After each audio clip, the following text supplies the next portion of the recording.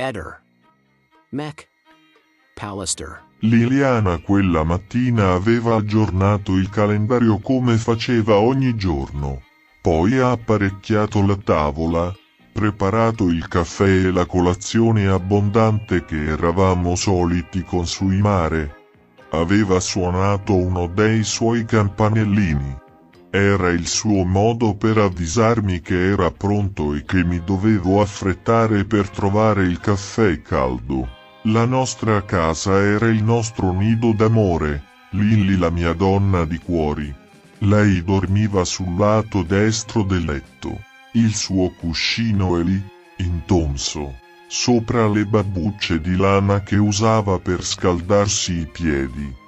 Quando entro in casa sento un vuoto angosciante. Io l'aspetto ancora. Sogno ancora di vederla tornare. Lei è qui con me. Ci siamo conosciuti a una mostra a Gorizia. L'avevo notata subito. Lei era lì con delle amiche. E tornando a casa qualcosa del suo sguardo mi era rimasto dentro. A una successiva mostra è tornata.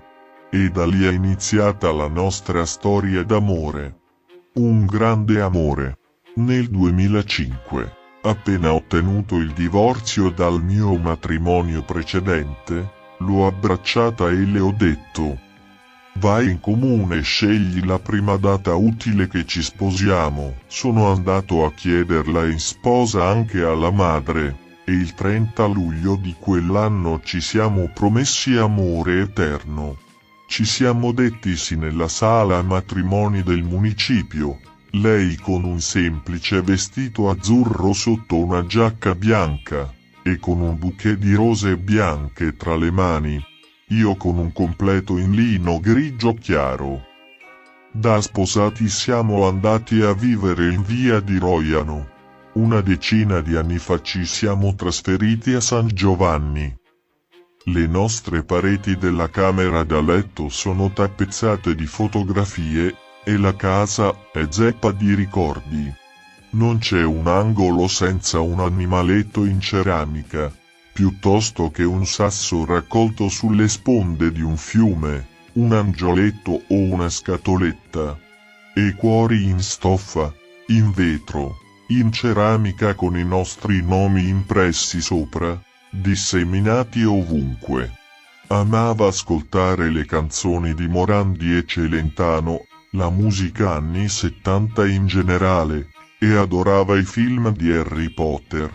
Tra i suoi libri ci sono guide dedicate alla corsa e altri ai canarini. Nei primi anni di matrimonio ne aveva diversi, gialli e arancioni. Non le piaceva stare ai fornelli, cucinavo quasi sempre io. Lei adorava i cevapcici e la pizza. In questa bustina di velluto dentro ci sono la fede di Lilly, quella della madre, altri anellini, 2 collaline e un orologio. Li ho trovati dopo quasi un mese dalla sua scomparsa, perché io prima non ho mai voluto mettere le mani nei cassetti di Lilly. E questi soldi, 2.400 euro, contanti che Lilly teneva in casa, non li ho toccati e ho deciso di creare 3 piccole borse di studio da donare a 3 studenti bisognosi.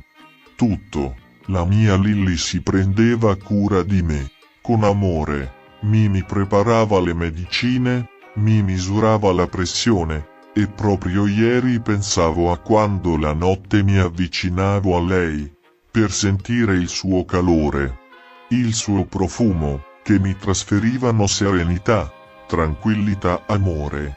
Questa è la nostra casa, lei ha voluto renderla così meravigliosa, ed qui che voglio continuare a vivere. E lei, così, sarà sempre vicino a me. Per uccidersi ci vuole coraggio. E Liliana questo coraggio non lo aveva. Ehi, non dimenticare di iscriverti a questo canale.